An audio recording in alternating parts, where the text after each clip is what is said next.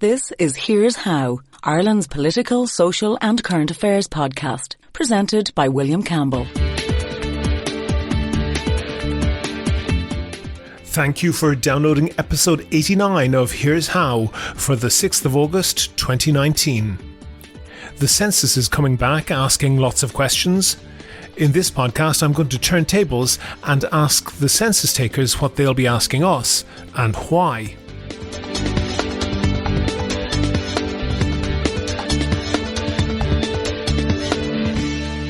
Here's How is Ireland's political, social and current affairs podcast. Make your view heard. Just dial 076 603 5060 and tell the world what you're thinking. Your voicemail may be included in the next podcast. You can find tips on recording your contribution and other ways to contact the show at here'show.ie/call. Here's what we've got coming up for you in this podcast. There's lots of different views on the religious question, and CSO and the Census Advisory Group's role is to try and strike a balance. So there were people that didn't want a religion question in the census form. Wait. Strike a balance between good statistical practice and bad statistical practice? No, between the various demands that are out there from the user community. That's coming up shortly. First of all, I want to thank all of my donors on Patreon. I really appreciate them all.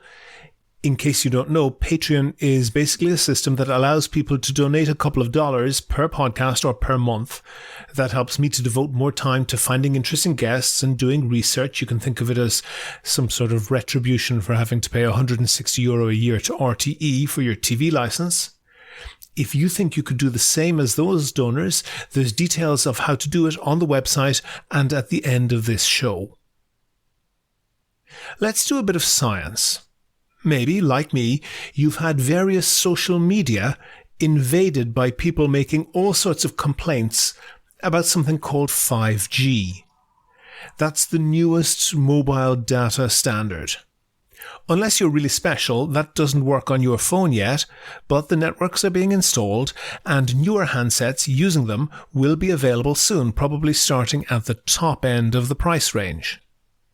5G just means fifth generation. The first generation was basic mobile phones. The second was text messaging.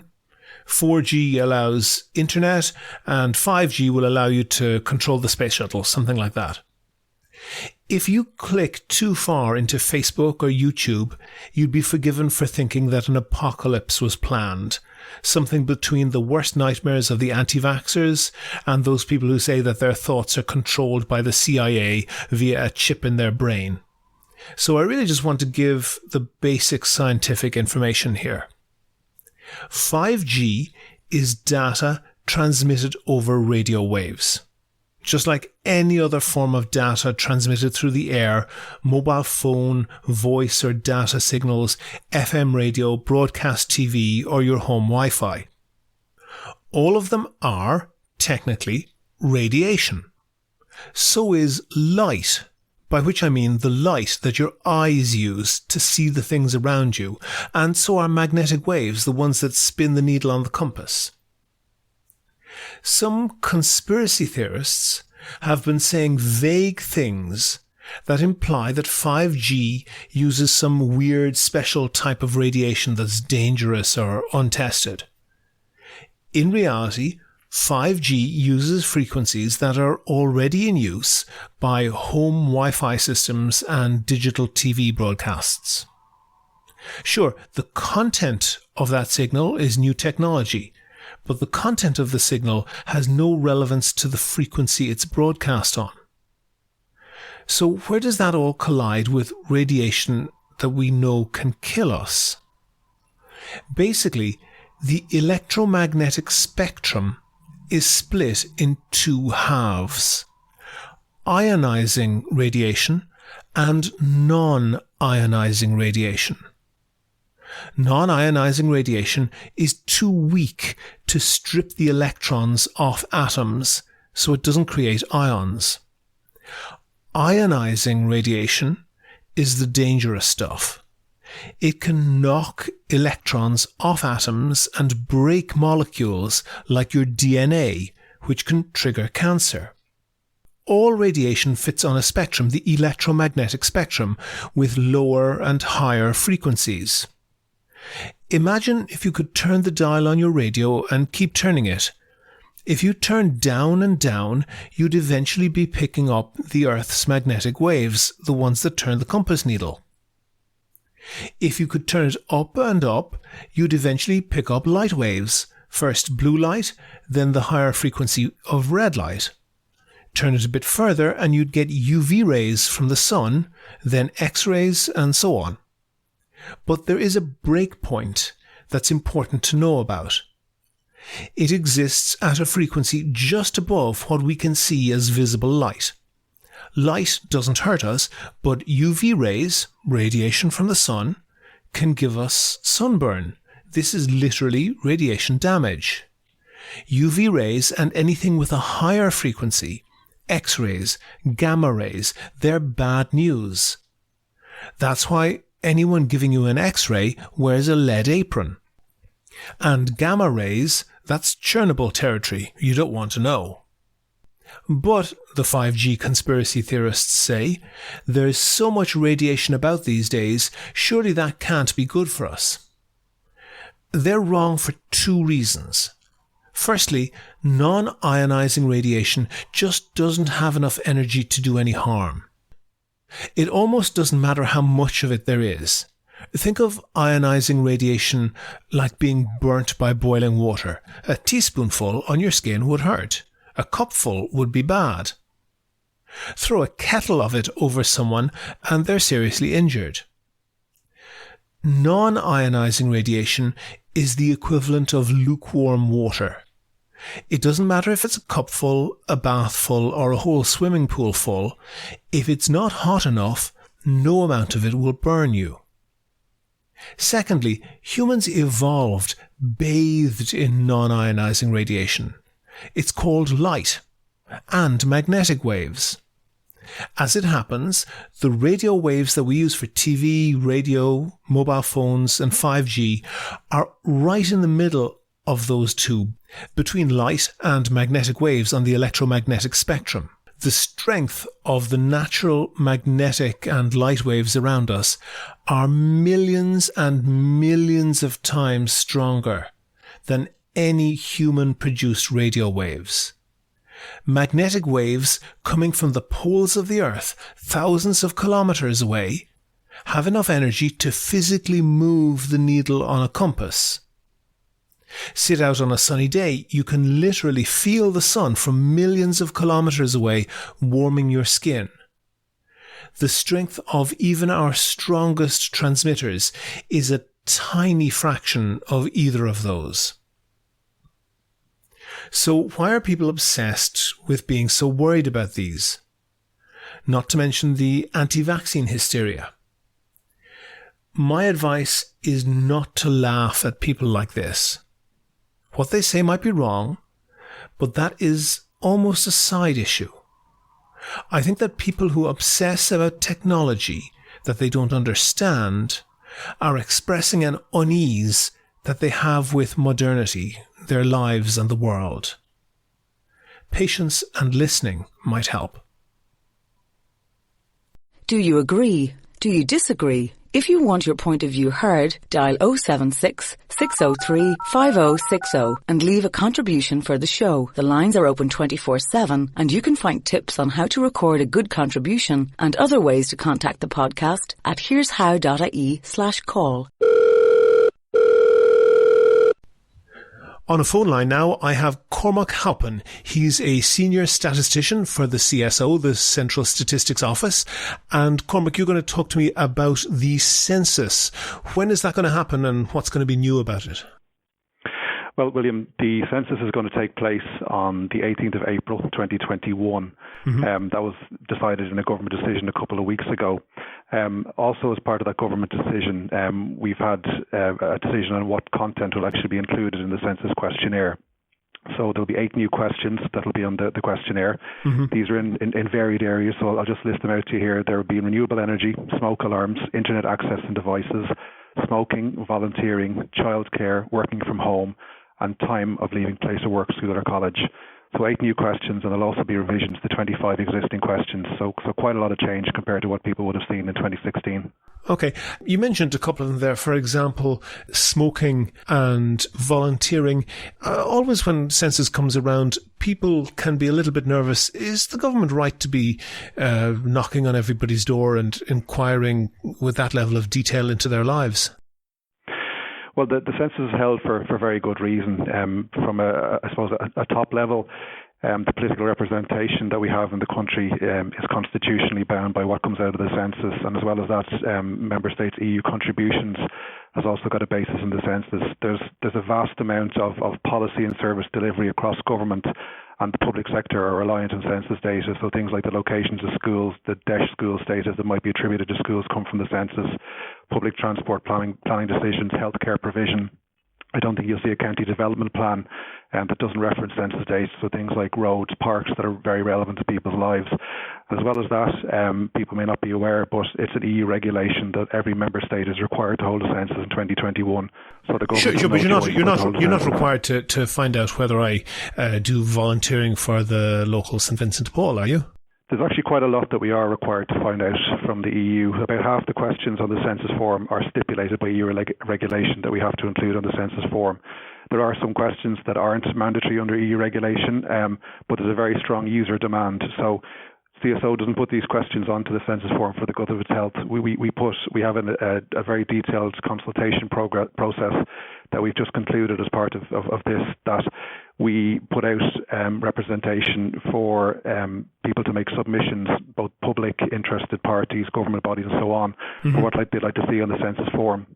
So that then gets subject to scrutiny by a group called the Census Advisory Group, which is a group of appointed representatives from about 25 to 30 different organisations who are charged with going through all of these submissions to assist the CSO in deciding where the real user need is. So there's quite a detailed process. After that happens, then we conduct a census pilot survey, which happened last year. It covered about 10,000 households across 7 different counties to test the statistical viability of these new questions. So between establishing the statistical viability of the questions and the user demand, that really is what drives the decision as to whether the questions can appear on the census form. I also wouldn't underplay, it's something that might seem trite to people, but it's actually a very important consideration, is the actual constraints of space on the form. So as I said, about half how the many questions pages? on the form. Well, there'll be a 24-page form, and there'll be 3 pages per person for the questions. So there's that. There were some people on the advisory group that suggested increasing the number of pages per person, but that of course increases the statistical burden on the public. And there's good international experience to show that the more questions you ask of people, the less quality of the responses you get. Okay, so, I want to focus on that for a minute. Because you mentioned the Census Advisory Group and that you had done an exercise to see what should be asked and what people wanted to be asked. And I want to look at that in a little bit more detail, but I just want to establish one particular fact first, Cormac, which is, have you stopped beating your wife? I'm conscious you asked this question of a colleague of mine before. I did. It presupposes that I do beat my wife. Indeed. But that isn't an option on my box. I've got a yes or a no to take. And which can you take? Well, what I'd say is that the census is a very blunt instrument. It's really a sledgehammer to crack a walnut. So the degree of nuance that we have available to us in the census is limited. Don't forget that this census form goes into every single household in the country, various degrees of levels of education and levels of literacy. So sure. Pause for that for a moment. You know that is a malformed question, and you're a senior statistician actually at the CSO.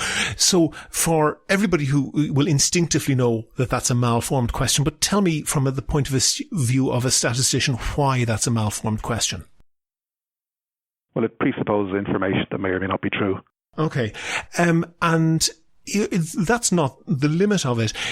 You'll know that other statisticians, for example, who do opinion polling, they're well aware that it's quite easy to formulate questions that doesn't necessarily flip everybody, but that will certainly skew the statistical basis of a response really quite remarkably. If you want to get an answer on a particular question, it's possible to prime the responder with the previous questions. And this has been done, I think it was yes minister or yes prime minister, and the civil servant is able to lead the prime minister into saying that they would or would not support conscription into the army. Well, the party have had an opinion poll done. It seems all the voters are in favour of bringing back national service. Well, have another opinion poll done showing the voters are against bringing back national service. Well, they can't be for it and against. Of course they can, Bernard. This nice young lady comes up to you.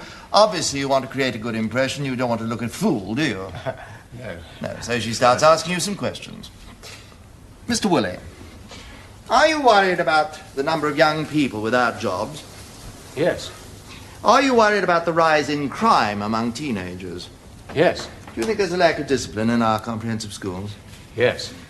Do you think young people welcome some authority and leadership in their lives? Yes. Do you think they respond to a challenge?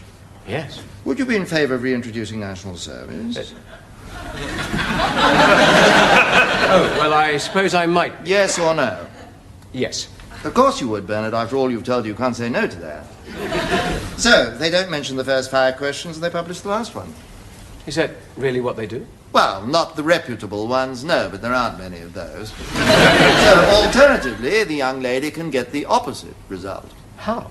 Mr. Woolley, are you worried about the danger of war? Yes. Are you worried about the growth of armaments? Yes. Do you think there's a danger in giving young people guns and teaching them how to kill? Yes. Do you think it's wrong to force people to take up arms against their will? Yes. Would you oppose the reintroduction of national service? Yes.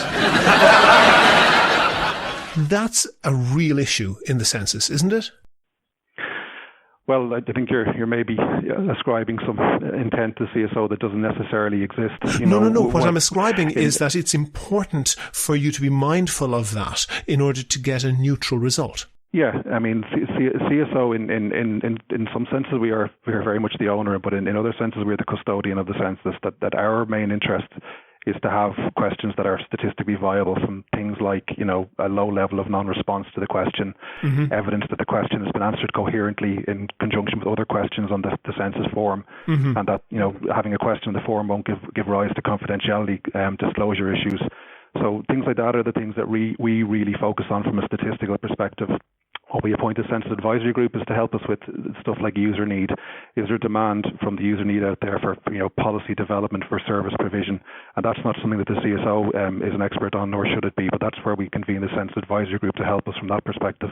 Okay. You mentioned that I asked this a few years back of a colleague of yours who was doing your job at the time, I think, and the question I asked, have you stopped beating your wife question, was in relation to religion, and the religion question on the census was phrased as, what is your religion? That's plainly building an assumption into the question, isn't it? Well, the religion question, like every other question that we put up for consultation, received submissions, and it actually was one of the most commented on questions that we received submissions on. What you've mentioned there, the supposition that there's a religion as part of the question, was certainly something that was touched upon. There's lots of other things touched upon in the religion question. So we had people constantly saying that there should be no religion question on the census form, which has some validity. Census is really all about small area information. It's not about establishing the high-level proportion of Roman Catholics in the country against people with no religion. Surveys can do that. Census is about being able to drill down to low levels of population. Okay, if I can go back to the previous census, because I've got the graphic. You haven't produced the one for the next one, but I have the one of the previous one in front of me, and it says, question, what is your religion? And there's various tick boxes. The first tick box is Roman Catholic, which is obviously the largest religion in the country. The second tick box is Church of Ireland, which would be the third largest group in the country, religious group. The third option is Presbyterian, which would be the fourth largest religious group in the country, and then goes on down to Islam and various others. Then it has an option to write in your own religion. And then after all of that, it has a tick box for the second most common religious group in the country, which is people of no religion. If you were a conspiracy theorist, that would really go quite a long way towards convincing you that that was intended to push people towards ticking the box that reflected their cultural affiliation rather than their religious belief, wouldn't it? So, as I said, every question on the census form is open to public consultation, and as I was saying there's lots of different views on the religious question, and CSO and the Census Advisory Group's role is to try and strike a balance. So there were people that didn't want a religion question on the census form. Wait. Strike a balance between good statistical practice and bad statistical practice? No, between the various demands that are out there from the user community. So if you let me finish what I was saying, there are people out there who don't want a religion question in the census form. There are people out there and groups out there who think the religion question that was there in 2016 and 2011 and 2006 is fine and it should be left as is. We have to take that into account. There are people who think that we shouldn't be asking about religion, we should be asking about religious practice. That has to be taken account of as well. There are submissions from professors of theology who will maintain that what we've listed are not religions, they are denominations of Christianity combined with religion, so the question is incoherent. So there's actually quite a lot that we have to try and balance in order to maintain satisfaction amongst our users while maintaining statistical the integrity of the question. Sure, so, but you surely would you surely agree that maintaining statistical integrity is the first priority. After that, clearly you want to collect the information that people want you to collect, but if it's statistically invalid, everything else goes out the window. Well, there's different ways of measuring statistical validity, but I suppose what my point is that you're not going to keep everybody happy no matter what you do with the religion question, including dropping the religion question. Absolutely, of course you're not. Of course you're not. But you're a statistician first and foremost. I'm not aware. I don't think you're a minister of religion. Surely your first duty is to make it statistically valid. Yeah, that is certainly something. So we would have looked at measures of statistical validity, including continuity with previous data, with levels of non-response, with reaction from the public in terms of feedback we would have got. So they certainly feed into our considerations, but it's part of a broader spectrum, including the user demand and the consultation submissions that we received. So I suppose what I'm saying is that there's a lot of balance to be struck for this, and we could have made significant other changes. Okay, how is it planned that the religion question will be phrased in the coming census? So we tested two questions in the pilot that I referred to earlier on for religion. The first version of that was, what is your religion, if any? The first response to that was no religion, followed by Roman Catholic, Church of Ireland, Islam, Orthodox Christian, Presbyterian, and then another religion right in box. And then the second one asked, do you have a religion? It asked yes or no with response options, and then if yes, then respondents were provided the opportunity to take the religion that they had. So both of those questions were tested. So we've previously charges have been levelled against the CSO that we wouldn't consider changes to the religion question. So that's clearly not the case this time round. So the options that were presented to the Census Advisory Group when we reconvened. Can I just repeat that for the listeners? So one option that you tested was to say, do you have a religion? Yes, no. If so, what is it? And another option that you tested was, what is your religion, if any? Correct. Okay, and which one are you going with? The first response option to that is no religion. So they were both tested in the pilot. We presented 4 potential options to the advisory group with what should be done with the religion question in 2021. The first was to drop the religion question, which, as I said previously, there is a case for that as well, whether it's relevant to include it on a census. The second one was to retain the religion question that was there in 2016, which you've previously mentioned. And the third and fourth options were to go one of the pilot finding questions, what is your religion, if any, or do you have a religion, yes, no. There was a discussion in the group, and the consensus that emerged from the group is the first question that I mentioned as part of the pilot. So what is your religion, if any, with no religion being the first response option, will be the one that is included in Census 2021, and that has subsequently been signed off by the government, so it will appear on the form. Okay. I don't mean to nitpick over this, but you as a statistician will be aware that, for example, if Red C or MRBI or whoever, if they called up people doing a political survey saying, you will vote Fianna Fáil, won't you? They would get a very inaccurate result. So the way that you ask the question, you agree, is very, very important in order to get accurate information. Of course. And the one thing that I'm referring to here is a different survey, not done by you. It was done by the Bishops' Conference of the Roman Catholic bishops in Ireland. And they did a survey of people asking what their religion was and where they were Roman Catholic, which is obviously a large proportion. They asked many other questions. The first headline from that was that the bishops got a response that was more or less fitting with the census. So they got roughly the same number of Catholics as you did. So you're doing something, if not right, at least coherent there. But the second thing that they did was they asked a lot of subsequent questions of Catholics about Catholic belief. And for example, they discovered that a large majority of Catholics don't believe in the devil.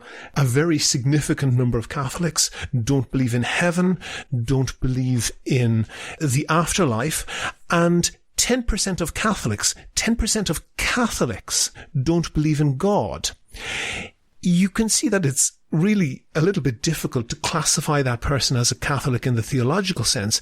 It's wildly clear there that those people are answering in cultural terms, not in religious terms.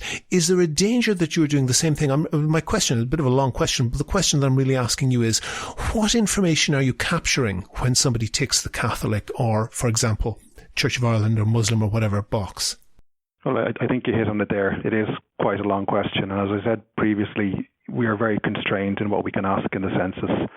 I'm sure there would be people who would like us to be able to ask, following on from the religion question, what do you believe in, what do you not believe in?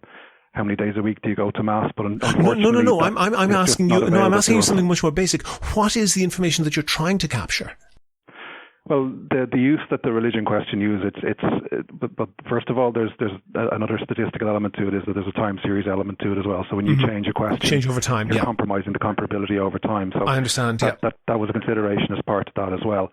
So the religion question has been used in the past to decide on things like the denomination of schools, and also it's been used. Something that came up as part of the discussion, the Census Advisory Group's identification of minority religions, where around the country they are, and there might be a service provision implication for those as well. But apart from that, I think on a broader level, there's the ethno-cultural identification. So between Census 2002 and 2006, when we saw a large degree of immigration from Eastern European countries, we would have seen a spike in religions such as Orthodox Christian, which people coming in from countries like Lithuania and so on. So you can see that getting recorded. So, an aspect of the census is a marker of the country's progress over time. So you see that reflected in the census results. And to me, part of the beauty of looking at census results is seeing received wisdom actually coming out in data. So you would expect, large proportion of people coming from Poland would have Roman Catholic religion, and that's the case when you see it coming through in census results.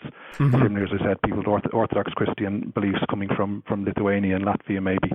So that's an aspect to it as well. So, we would have made the argument to the advisory group, is there a need for this on a census small area level? But the feeling from the group was that there was, and that question that we've discussed is the one that's going to be appearing in 2021. Sure, I understand, but what I'm looking for is essentially guidance for the listeners. A very, very large chunk of the country are people who are perhaps baptized, who are nominally Catholics, but don't have any belief in the catechism, don't practice Catholicism, don't really have anything other than a cultural, historical link to Catholicism, and probably no link at all to Catholic Church. What's the correct box for them to take? I genuinely don't know. Well, we could flip this on its head, and we could propose, or the advisory group could propose a question to say, do you practice a certain religion? And then you could be asking me a question. You could say to me, I go to Mass at Christmas, I go to funerals, I've had my child baptized. Does that mean practicing? I go to Mass X times a year. Is that practicing? Come on, I'm not disputing the difficulty. I'm just wondering what it is that you're capturing. Well, the guidance that we've issued in the past is that people answer that question in terms of how they feel themselves and their own beliefs, and that's the only guidance that we give in that question, and that's the guidance that we'll be giving again in that question. I would anticipate in 2021 that people are best placed themselves to answer the question, and the data will be analysed from the perspective of the time series over time. Okay.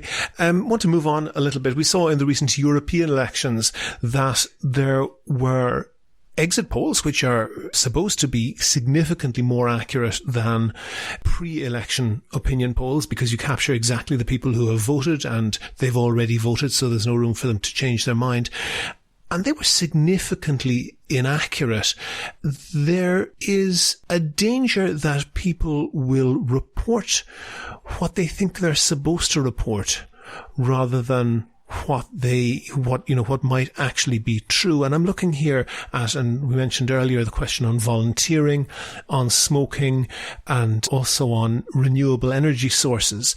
Have you taken any steps to minimize what might be called the virtue signaling, where people give the answer that they think is politically correct to give rather than the one that's actually true? So as part of a full census campaign, unlike the pilot survey that we had last year, we'd have a very big public awareness piece, including lots of information around why questions are on the form, why they're asked the way that they're asked, what the data will ultimately be used for. And as part of the analysis of the questions prior to going back to the Census Advisory Group, we would have looked at as much coherency information as we could. So, for example, we would have talked to the SEAI with the renewable energy question to get a feel for the incidence of the different types of renewable energy sources around the country to see if the data coming out of the pilot made sense. So you could benchmark it against a known value? Yes. And if there was something that was way out of line, that would be a red light straight away that we'd need to get to the bottom of before we could recommend inclusion of the question. So we did the same for the smoking question, the same for the volunteering. There's lots of data, for example, in volunteering from surveys from other bodies and from CSO in the past. So you'd have something to make sure that you weren't way out of kilter. And were you? No. The questions were they were pretty close to what had gone before. The smoking one, for example, was benchmarked against the Healthy Ireland survey that's conducted by the Department of Health. And the instance of smoking that we got in the census was remarkably close to what was in the Healthy Ireland survey. You could all be asking the same wrong question, but hopefully that's not true. One thing that strikes me on that is that it may be possible to make an estimate of the amount of smuggled tobacco being used in Ireland. Is that something that could be done with the degree of information that's available to you, or that will be when you do the census? It hasn't come up as part of the consultation. I think that the main focus of why the Department of Health and others wanted that question in the census form is due to the significant exchequer spend that goes on smoking-related illnesses. It's in the order of billions. Mm-hmm. And I think their priority was really to be able to target awareness campaigns and to get categorical information. That the pilot, as it does through a lot of information about the relative health levels of people who smoke against people who don't smoke. And again, there's a lot of received wisdom to it in that, people who smoke were generally less healthy than people who do smoke. Mm-hmm. But it'll give that kind of small area aspect. So we'll get incidents around the country of where people smoke, the Department of Health will, and be able to target their resources and their various processes to ensure that smoking is healthcare spending is targeted where it should be. And reduction efforts in terms of smoking will be targeted as well. You've mentioned small areas there. Can you just explain what those small areas are for the listeners? So they're geographical areas that are, there's about 18,500 of them around Ireland, and they consist of approximately 150 to 200 dwellings. So they're neighbourhood level statistics that you can only produce from a census. So they're standard size, as I said, 150 to 200 dwellings. Mm-hmm. So it allows you to compare a small area or our group of small areas in Dublin against a similar cohort of small areas in Kerry, for example. They came about because previously, going back to 2006, the lowest level of geography we had available were electoral divisions, which are defined by statute, but they're actually quite different in size. You could get ones in Dublin that had a huge proportion of population against one in rural Ireland maybe that were larger in geographical area but had very few people living in them. So it's an attempt to get a uniform area of geography for comparison purposes. And then you can say this particular area with particular characteristics has a much higher level of smoking or has a much lower level of having smoke alarms in their home, and that then allows state agencies to target interventions is the idea, yes? Yeah, the smoke alarm one is a good example. So you will be able to see where exactly around the country at a small area level working smoke alarms are. And we saw stuff in the pilot like older buildings in general don't have as many smoke alarms as newer apartments, which again you might expect to see, but the data bore it out. So it'll again allow the relevant bodies and parties to target their awareness campaigns and their policies at those areas. One last thing.